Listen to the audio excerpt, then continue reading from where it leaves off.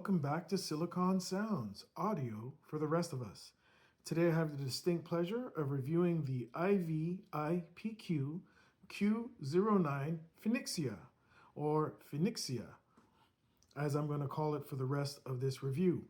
I'd like to title this review as Even-Handed Musicality. This review was actually one of the difficult ones for me. Every now and then this happens, difficult to write. There's those rare times when producing, or a product is produced, I should say, and comes in my ears for review that doesn't immediately impress or stand out. It can then go either way. Either it doesn't have much to offer, or with patience it reveals something very positive. The IvipQ Q-09 Phoenixia follows the latter result. With this IEM, I had to take time off from listening to anything else except for a reset IEM that I use, something very balanced. I had to take time off. Maybe I was suffering a little bit of listener fatigue. I had just listened to a number of other IEMs with definitely a different sound signature. And if I reviewed the Phoenixia straight off, that would have given a skewed idea of what it really does sound like and what it's capable of. So to get a clearer perspective, I've learned to step away from reviewing.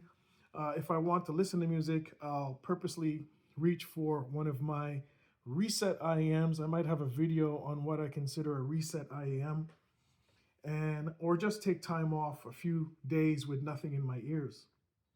IvipQ may not be a brand known to all, but they have been steadily producing products for a few years now. The Phoenixia lands somewhere in the middle of their present product range, coming in at approximately $266 Canadian, around $210 USD. It boasts a driver complement of a single 10mm BioTitan driver mated to 6 balanced armatures per side. Unfortunately, IvipQ is one of those house brands, or a brand, that doesn't really have a large presence online except for their AliExpress page, so I couldn't get much more information than what I'm offering here. Those drivers are housed in an attractive and beautifully finished resin shell. Let me give you a close look. Really nicely done. Manufacturing, nothing here that I can say is raising any kind of attention. Very nicely done, beautifully built, and actually very attractive IEMs. Tuning wise, we have a balanced sound signature with a touch of sub-bass upward tilt. The Phoenixia does sound interesting in that it does not try to impress with embellishments to the sound. We don't have that massive V shape or that aggressive highs. What we have here is a more balanced, mature sound. It offers a neutral presentation well suited for marathon listening sessions with well-recorded music. Although it is very forgiving of more poor recorded music, but with well-recorded music, the Q-09 Phoenixia really does shine, as do most quality IEMs. It is relatively easy to drive, but it does benefit from more capable sources. And in this case, the best synergy was found by pairing the Phoenixia with a more neutral and resolving source for the best sonic performance. I did use, as you can see here, some medium-sized, short barrel, but wide opening tips for the length of the review. Specs, not really much to talk about here. I talked about the dynamic driver, a 10mm BioTitan, and also 6 balanced armatures, silver-plated copper wire, which I'll show you in a bit. Cable length is typical 1.2 millimeters. It did come with a 4.4 balanced end to the cable, which is great. You do have a choice upon purchase of getting the 3.5 millimeter single-ended or the 4.4 millimeter balanced. I naturally went for the 4.4 millimeter balanced. Build and fit. The Phoenixia has a beautiful looking and well-built IEM. The black resin shells are flawless, smooth, finished beautifully, as you can see. And the top plate is adorned with what looks like a feather print. whether a phoenix, the feathers of a phoenix, it looks more like a peacock to me. And additional IvipQ branding here. Clear left and right markers, as we can see here. There's the left. We'll pick up the other one real quick. The branding and the marker clearly indicated. Of course, for those who might need left and right branding on iems, which really aren't required given their shape. The included accessories, I'm going to pull this out of the way for a second, are of very high quality and should be shown. Everything, including the earphones, comes housed in a larger than average case. That is the IvipQ case, and this is the smaller case, the typical size that came with the Q-09 Mimosa. This is the size you get 90% of the time. The IvipQ case is larger, has a nice full leather finish, and it's a fairly hard and solid case. Very nice, very nicely done. Let's look at a few more accessories. The cable. The cable's a keeper. It's a keeper. It's a 4.4 millimeter termination, again balanced, has company branding on it, which you can see clearly. It has a nice shiny finish. It is a 2-pin, of course. It does have a little bit of a shiny look to it, and is a little stiff out of the box, but I can see if you use this for a while, it will loosen up a bit. This cable is a keeper. Interestingly enough, I should say, and I may have received an early production copy, I'm not sure, but the tips that came with it came separately. They came in the same order, in the same bag, but were packaged separately, and these are the tips with company branding on them. If I can open the box successfully on camera. Give me a second, I'll open it up camera. Here we go. And we have some very interesting tips that look like they have another either filter or just a grate. And then we have these tips as well. Exceptionally high quality, if you can see that. And those are the tips that I got in an IvipQ branded case as well. Nicely done. It seems at any price range, and let's be honest, I'll be honest with you, that many manufacturers do not think about retail presentation, or don't think about, because this retail presentation is very clean, but don't think about the quality of the accessories. If I'm paying upwards of $250, $260 Canadian, 210 US for a pair of iems, the added accessories are not just value added, but they add to the apparent quality of the iems as part of the overall package. So some thought was obviously been paid or has been paid to the accessories and their inclusion. Let's get to the meat of everything. How does this sound? How does the Phoenixia sound? Bass. Bass goes deep, tight, and clean. I immediately threw on, after hearing the Stella by a guy called Gerald. It has a driving deep bass line. Came away impressed with how solid yet controlled the bass presence is. Switching to Angel, a track by Massive Attack, I came away with the same observation. The Phoenixia can produce prodigious amounts of bass, but it never lacked control, detail, and texturing was also good. I will point out that while detail and texturing was good, this was heard on Angel. It is not necessarily class leading or the best I have heard. Still, that being said, it was definitely satisfying. The bass had great snap and speed. I put on a track called Inside Stuff by Wayman Tisdale, has bass guitar, kick drums, all being very sharp. The Phoenixia handled them easily. Everything sounded clean and once again with great control.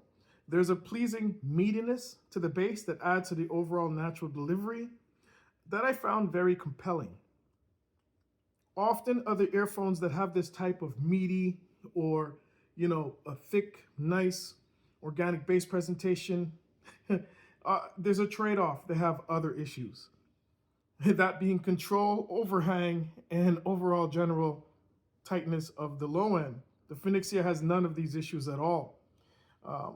None at all. The bass of this IEM is a winner to these opinionated music lovers' ears. It serves as a solid foundation to the rest of the frequency range and is musical indeed.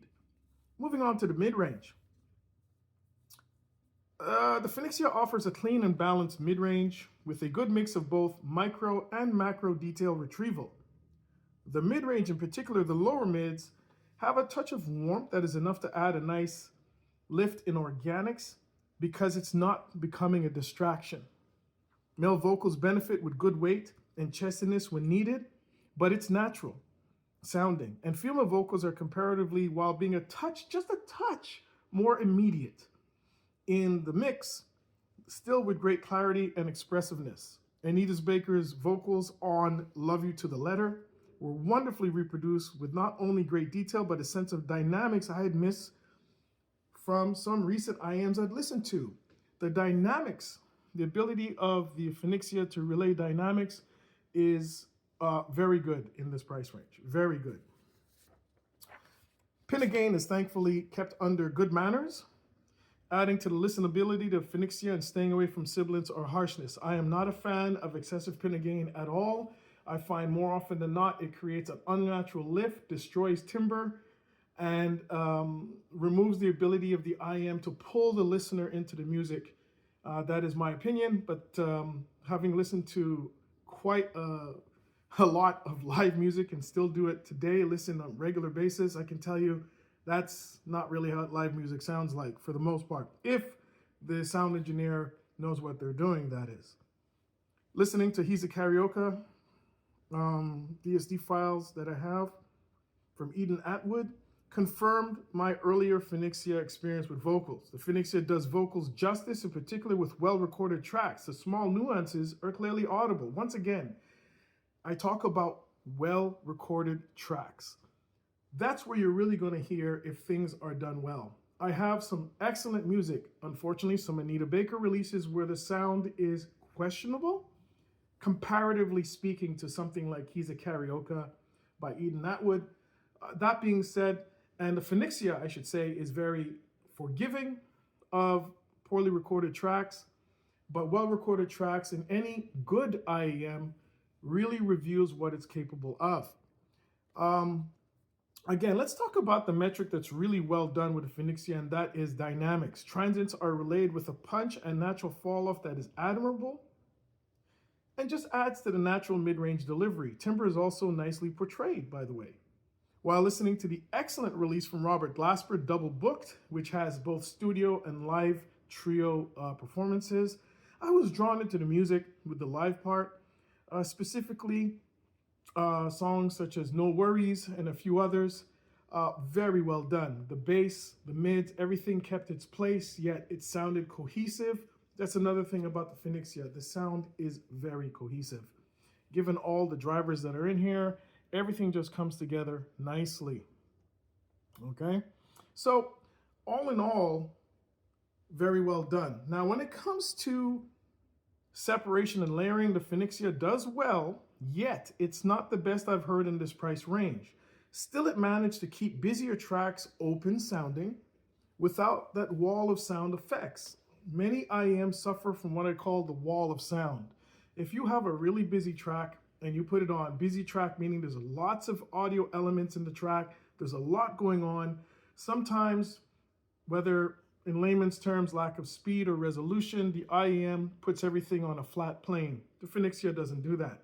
I've heard IEMs that do better than the Phoenixia with respect to detail and separation, but it does quite well. Let's talk about the treble. The treble is extended with great clarity and, again, notable control. Detail retrieval here is actually pretty good. This is not an overemphasized, what I would call quote-unquote sizzle fest, but a treble that definitely leans towards being more natural and musical. That being said, this is my only caveat with the Phoenixia. And it's a personal one. The issue I have is that for my listening preferences, the treble could at times use a touch more energy and sparkle. Being musically minded, of course. Treble sensitive folks may take offense to my statement, but it does not take away from the overall performance of this IM, as it does very well top to bottom. I just found that on some tracks, the treble could have been a little bit more energetic to offer a better balance to that wonderful bass shelf and even open up the sound further.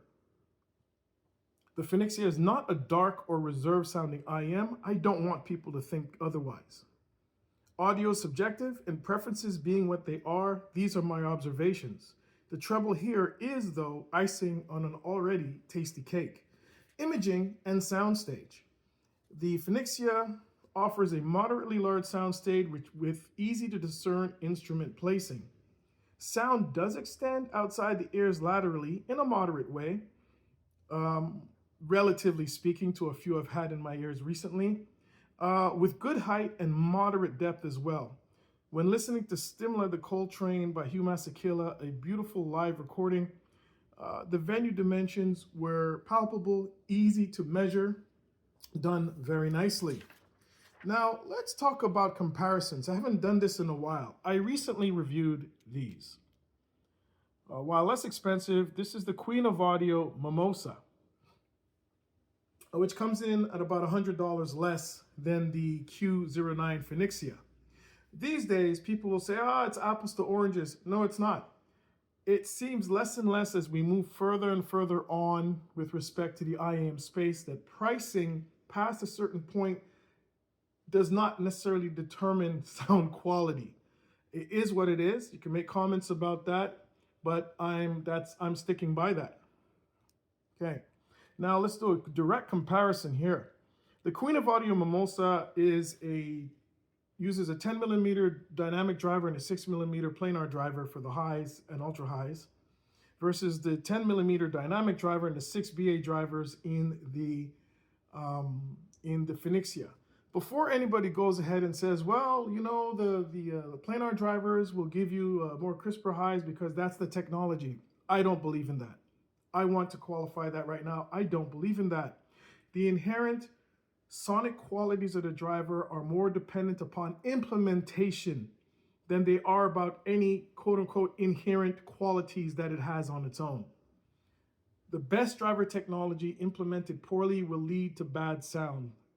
A moderately okay driver quality can actually be made to sound good if the person who's implementing the sound, the tuner, knows its weaknesses and tunes around that. That's my opinion. Take it as it is. With respect to bass, the nod here does go to the Phoenixia. While the bass on the Mimosa is satisfying, the Phoenixia low end has a touch better control while being even more meaty. Definitely you can hear that in tracks. The Mimosa is no slouch. It sounds really good. But the Phoenixia just has a little bit more organic presentation when it comes to bass, but both are very listenable. All right. Mid-range is well done on both IAMs. I could listen to hours for each. And each lean towards a mid-range that has a more lush presentation, yet again musical. Dynamics are handled well on both, but surprisingly the nod goes to the Phoenixia, which is just noticeable on the leading edge of sharp transients, which are a touch more direct, abrupt, and sharp. The Mimosa does have a more vibrant mid-range presentation, but definitely not at the expense of any added sibilance or misbehavior or harshness. Treble is interesting now. Let's get to the treble. The Mimosa clearly has a more vibrant and airy treble presentation.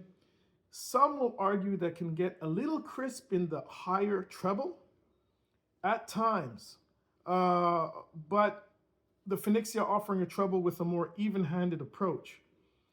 But this affects the soundstage. With respect to soundstage, the Mimosa presents a larger soundstage in all dimensions with a touch more air around the instruments. The air around each instrument in that soundstage is more palpable with the Mimosa than the Phoenixia, although both offer a very pleasing soundstage presentation.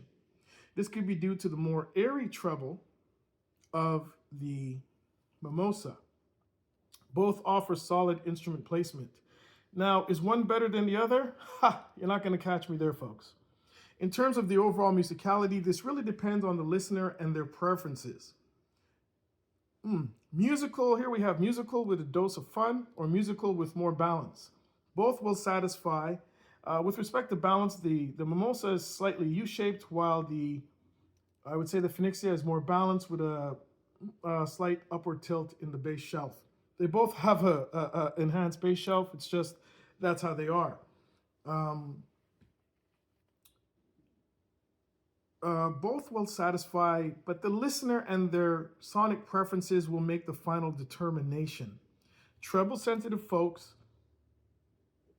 may find the Phoenixia more to their liking, while those who prefer more air will find the Mimosa suits them better. I find that both are keepers and sound different enough while still being suited to long and satisfying listening sessions. They're both capable all rounders. I will point out that when it comes to acoustic jazz, I will probably give the nod slightly. If you're talking about a long listening session, 2, 3, 4 hours, the Phoenixia may get my nod. But when you're talking about other genres and we mix it all together, it's really a toss-up. When you're talking about electronic music, in terms of impact and everything, I would probably go with the Mimosa, depending on the type of electronic music you're listening to. I can't comment on hard rock or speed rock. I don't listen to those genres.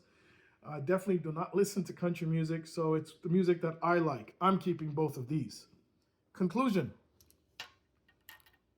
IvipQ has produced here,